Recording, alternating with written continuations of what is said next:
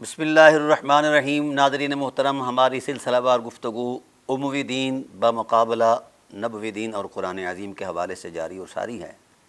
آج ہم نبوی دین کے بارے میں بتائیں گے کہ نبوی دین بطور نظام کیسا ہے۔ اللہ تعالیٰ ارشاد فرماتے ہیں وعد اللہ الذین آمنوا منکم وعملوا الصالحات لیستخلفنہم فی الارض۔ حبیب، ہم نے وعدہ کر لیا ہے صاحبان ایمان سے، صاحبان نیک اعمال سے، کہ ہم خلافت عطا کریں گے زمین میں ان کو جن کے اندر ایمان ہے اور صالح عمل ہے۔ تو گویا خلافت کا جو معیار ہے رسول اللہ صلی اللہ علیہ وسلم کی ذات کے بعد ایمان اور عمل صالح کے تصور میں ہے۔ اب آئیے ایمان اور عمل صالح کے تصور میں جو لوگ سامنے آئے، مثلاً خلیفہ اول حضرت ابوبکر صدیق رضی اللہ تعالیٰ عنہ تشریف فرما ہوئے، تو ان کے ایمان اور عمل صالح پر قرآن کی کئی آیات گواہ ہیں، اور ان کا اپنا کردار بھی اس حرمت پر گواہ ہے۔ ان کے پاس ایک دن حلوہ گھر سے پکا پکایا آیا، تو جناب اس پر برہم ہوئے اور اپنی زوجہ محترمہ سے کہا کہ حلوہ کہاں سے پکایا گیا، اس کے اخراجات کہاں سے لیے؟ تو زوجہ محترمہ نے کہا کہ جو ہمیں روزینہ بیت المال سے آیا کرتا تھا اخراجات میں سے، جو کا یا گندم کا، تو میں ایک مٹھی گنجائش کر کے اس میں سے نکال لیا کرتی۔ وہ کچھ عرصہ تک وہ میں ایک مٹھی نکال کر رکھتی رہی، گنجائش کر کے کفایت کرتے ہوئے۔ تو اب وہ تھوڑا اتنا سا اس کا حجم بن گیا کہ میں نے اس کو بازار میں فروخت کیا ہے، اور وہ کچھ پیسے ملے ہیں، میں نے اس کا حلوہ پکایا ہے اور آپ کو پیش کر دیا ہے، بچوں نے بھی کھایا ہے۔ تو آپ فوراً گئے، جا کر اپنے آفس میں جا کر آرڈیننس جاری کیا، فرمایا کہ بیت المال کے جو عمال ہیں وہ ضروری میری اس بات پر عمل کریں کہ میرے گھر کا جو اخراجات اور روزینہ جایا کرتا تھا اس میں سے ایک مٹھی کم کر دیا جائے، کیونکہ میرے تجربے میں یہ بات آئی ہے کہ اگر ایک مٹھی کم ہو تو ہمارا گزارا ہو سکتا ہے۔ یہ ہے نبوی دین والوں کا رویہ اور عمل صالح۔ اب اموی دین والوں کا رویہ اور عمل صالح بھی آپ کے سامنے رکھتا ہوں کہ جب بھی وہ کھانا تناول فرماتے تو اس میں پانی کی بجائے جناب والا شراب نوش فرمایا کرتے تھے، اور کم خواب اور اطلس اور دیبا کے کپڑوں، مخملی کپڑوں پر وہ سویا کرتے تھے، اور درندوں کی کھالیں ان کے گھر میں ہوا کرتی تھیں۔ وہ جو چیز بالکل اسلام کے اخلاقی روحانی دینی مزاج کے خلاف تھی، وہ ساری جناب والا شام کے شاہی محلات میں چلتی تھی۔ ایون کہ آپ دیکھ رہے ہیں نبوی دین کے اندر جو انتخاب ہے وہ بڑا عجیب ہے۔ پہلا خلیفہ منتخب ہوتا ہے تو سقیفہ بنو سعدہ کے اندر کچھ لوگ جمع ہوئے اور حالات کی صورتحال ہنگامی بن گئی، تو ان کو منتخب کر کے پھر اگلے دن مسجد نبوی شریف کے اندر پھر اہتمام کیا گیا اور اجتماع ہوا، اس میں خلافت کا اعلان کر دیا گیا۔ اب خلیفہ وقت پہلے خطاب میں کیا کہتا ہے؟ خلیفہ وقت پہلے خطاب میں اپنے خلافت کے پہلے عنوان میں جو بات کرتا ہے وہ کہتا ہے کہ انی قد ولیت ولست بخیرکم، لوگوں میں خلیفہ تو بنا دیا گیا ہوں لیکن میں تم میں سے کسی سے افضل نہیں ہوں۔ یہ ہے نبوی دین کی حرمت اور برکات، تم میں سے کسی سے افضل نہیں۔ ہاں، جب تک میں کتاب اللہ اور سنت رسول کی روشنی میں چلتا رہا، تم پر کتاب اللہ اور سنت رسول کی اطاعت واجب ہے، اور اگر میں اس سے ہٹ کر چلوں تو تمہیں حق ہے کہ میرا تم مواخذہ کرو۔ دوسری بات یہ ہے کہ کمزور لوگ جو ہیں وہ مجھے اپنی طاقت سمجھیں، اور جو کمزوروں کا حق دبانے والے ہیں وہ مجھے اپنا مد مقابل سمجھیں۔ یہ ہے نبوی دین اور خلافت راشدہ کا تصور حکومت۔ اور اموی دین کیا ہے؟ صحابہ سے کہا جا رہا ہے، اموی دین کے جو بانی ہیں وہ کہتے ہیں کہ میں نے تم سے جنگ اس لیے تو نہیں کی کہ تم نماز پڑھو، اس لیے تو نہیں کی کہ تم روزے رکھو، وہ تو تمہارے پاس پہلے سے موجود ہے، ہم نے تو تم پر رول کرنے کے لیے اور تمہیں اپنے زیر نگی رکھنے کے لیے لڑائی کی ہے، یہ جنگ کی ہے، اس کے علاوہ ہمارا کوئی مقصد ہی نہیں ہے۔ تو گویا خود انہوں نے اعتراف کیا کہ میری ساری جنگ و جدال اور اتنے ہزار مسلمانوں کا قتل عام صرف حصول اقتدار تھا، اس کے علاوہ کچھ نہیں، یہ ہے اموی دین۔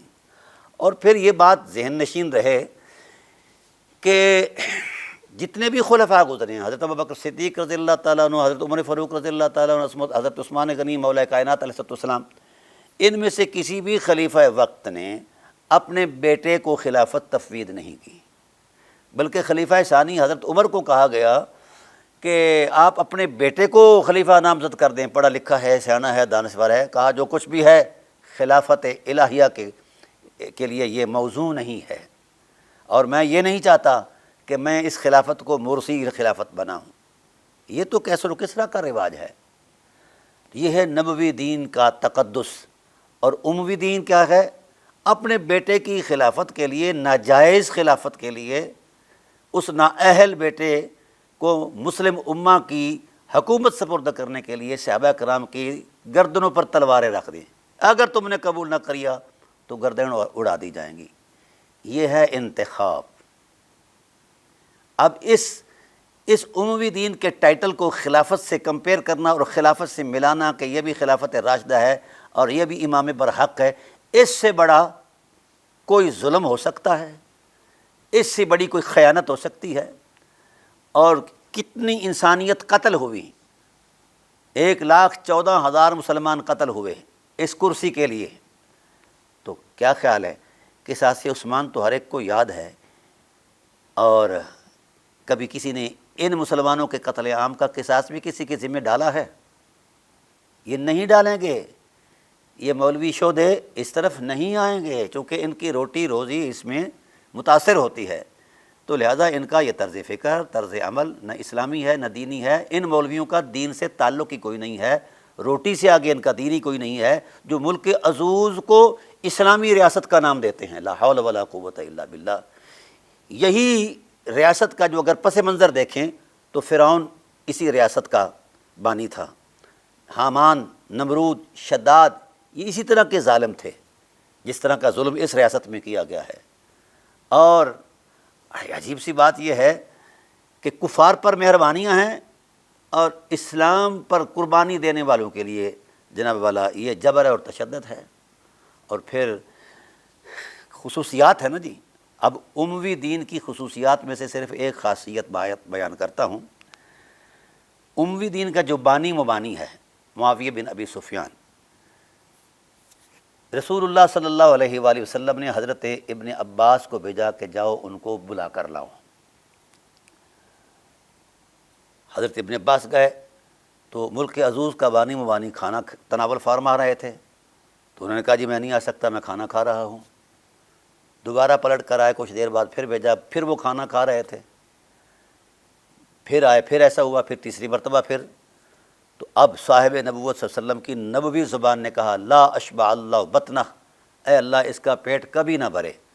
اور یہ بات تجرباتی زندگی میں گواہی بن گئی کہ ان کا پیٹ کبھی نہیں بھرا، کئی مرتبہ وہ تناول فرمایا کرتے تھے۔ اب اموی دین کیا ہے؟ رسول اللہ صلی اللہ علیہ وسلم کے فرمان کو پس پشت ڈالنا اور نافرمانی کرنا اور بے اعتنائی کرنا اس فرمان سے۔ آئیے ذرا ہم نبوی دین کا بھی ایک جائزہ پیش کرتے ہیں قرآن کریم کی روشن آیات سے۔ حضرت سعید بن والا رضی اللہ تعالیٰ نماز پڑھ رہے تھے، تو عین نماز میں رسول اللہ صلی اللہ علیہ وسلم نے آواز دے دی، تو کچھ وہاں پہنچنے میں تاخیر ہوئی، تو حضور سید عالم صلی اللہ علیہ وسلم نے فرمایا کہ جب میں نے آواز دی تھی تو فوراً لبیک کیوں نہیں کہا؟ تو اب انہوں نے کہا یا رسول اللہ میں تو حالت نماز میں تھا۔ اللہ کے قرآن نے اس بات کی نشاندہی کر دی، آیت آئی یا ایھا الذین آمنوا استجیبوا وللرسول اذا دعاکم لما یحییکم واعلموا ان اللہ یحول بین المرء وقلبہ وانہ الیہ تحشرون۔ اے ایمان والو خوب جان لو، جب بھی رسول تمہیں آواز دیں فوراً لبیک کہا کرو۔ حالت نماز میں ہو تو رسول اللہ کے بلاوے پر نماز چھوڑ دینا، توڑ دینا واجب ہے، رسول کے بلاوے پر پہنچ جاؤ، اتنا اہم ہے رسول کا بلاوا۔ ناظرین محترم، یہ ہے نبوی دین کی تعبیر عظمت کہ اہم فریضہ ہے نماز، اسلام کا ستون ہے نماز۔ اب اس صحابی کی نماز جو ہے وہ ادا کی جائے، صحابی اپنی نماز ادا کر رہا ہے اللہ تعالیٰ کی، اور اس پر واجب قرار دے دیا گیا کہ رسول بلائیں تو نمازیں توڑ دیا کرو میرے رسول کے بلاوے پر۔ اور ادھر ان کو بھی تو لوگ صحابی کہتے ہیں، یہ بھی تو صحابیت کے ٹائٹل پر مطلب جانے جاتے ہیں لوگوں کے درمیان، حالانکہ یہ صحابی نہیں ہیں۔ تاہم اس پر تو میں پوری تحقیق دوں گا کہ طلقاء صحابی نہیں ہو سکتے، طلقاء ہی ہیں۔ بہرحال وہ روٹی کھا رہے ہیں، کہاں روٹی کھانا اور کہاں نماز کی ادائیگی، فرق تو ہے نا، آمنوا وعملوا الصالحات کی تعبیر میں۔ اب بتائیے عمل صالح جو ملک عزوز کا بانی کر رہا تھا، یہ زیادہ اہم ہے یا نماز زیادہ اہم ہے؟ تو جو دین نماز کو توڑنے کا حکم دیتا ہے رسول کے بلاوے پر، اسی دین کے ٹائٹل پر اگر کوئی خلافت چھین لیتا ہے تو پھر اس کے ہاں رسول کے فرمان کا اہتمام اتنا ہے کہ وہ روٹی نہیں چھوڑتا۔ روٹی تو دوبارہ بھی کھائی جا سکتی ہے، لیکن رسول اللہ صلی اللہ علیہ وآلہ وسلم کی نافرمانی کو اپنی شان سمجھتے ہیں۔ اب واضح ہو گیا کہ اموی دین اور نبوی دین کے مابین ایک واضح حقیقتاً ایک فیصلہ سنا دیا گیا ہے، ایک اپنا امتیاز قائم کر دیا گیا ہے کہ سچا دین نبوی ہے، اموی دین میں ایک رتی کا کروڑواں حصہ بھی کہیں سچائی نہیں نظر آئے گی کسی کو، یہ ہے۔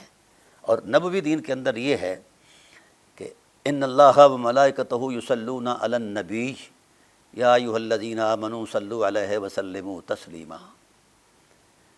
اے ایمان والو، رسول پر درود پڑھو اور خوب خوب سلام، کیونکہ اللہ بھی پڑھتا ہے، رسول بھی پڑھتے ہیں۔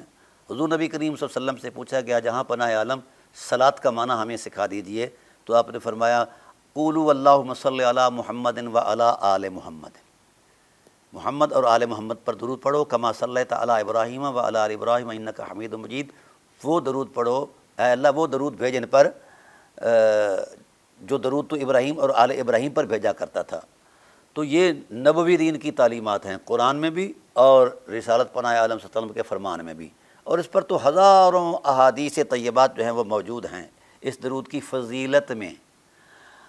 اب میں پوچھتا ہوں، جن نفوس قدسیہ پر درود بھیجنا نماز میں فرض ہے، رسول دو عالم صلی اللہ علیہ وسلم کی ذات پر بحیثیت نبی فرض ہے، یہ ہے نبوی دین کا تقدس اور امتیاز اور وصف، اور اموی دین کی طرف آئیے، جن پر درود پڑھنے کا حکم ہے انہی پر یہ اموی سب و شتم کرتے رہے، گالی گلوچ کرتے رہے، غلاظتیں پھینکتے رہے، یہ ہے اموی دین۔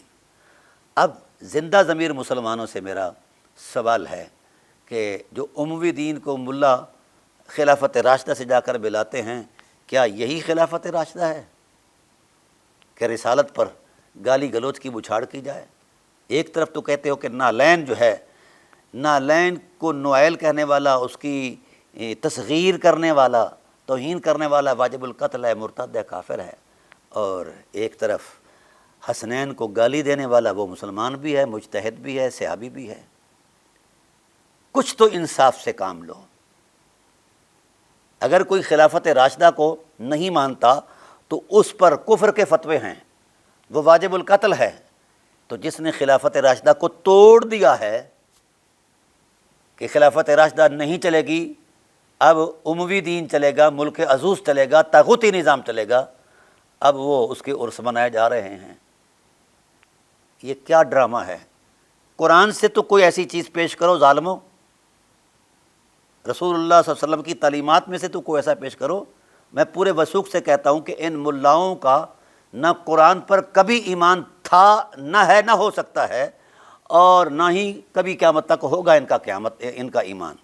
نہ یہ قرآن کو مانتے ہیں، نہ صاحب قرآن کو مانتے ہیں، نہ خدا کو مانتے ہیں، نہ رسول خدا صلی اللہ علیہ وسلم کی مانتے ہیں۔ ان کا صرف ٹائٹل کے طور پر یہ تکلم کرنا صرف روٹی روزی کے آگے کچھ نہیں۔ ان کا دین صرف دین ملا فی سبیل اللہ فساد، اور ان کے دین کی ساری ساخت پرداخت جو ہے وہ یہی ہے کہ نبوت کی توہین کی جائے اور اہل بیت نبوت کو جناب والا پس منظر میں رکھا جائے اور ان کے وقار کو مجروح کیا جائے اور ان کے دشمنوں پر جان نچھاور کی جائے اور ان کے دشمنوں کے لیے حرمت میں مسجد بنائی جائیں اور ان کے عرس کیے جائیں، تو ہاں ضرور کرو، اب اپنی وابستگیاں ہیں۔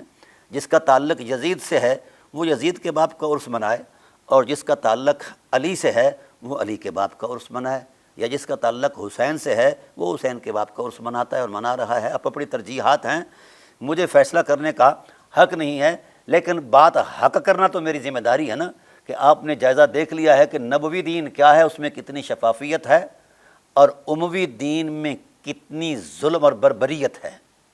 تو اس لیے چونکہ ہماری گفتگو جاری اور ساری انشاءاللہ العزیز اب اگلی اس میں گفتگو میں بیان کروں گا کہ نبوی دین کے اندر خلافت کے انتخاب کے لیے کیا اصول قرآن نے دیے ہیں، اور اموی دین نے جو خلافت کا ٹائٹل جو چھینا ہے اس کے لیے کیا اصول ہیں، کیا وہ قرآن کے مطابق ہیں۔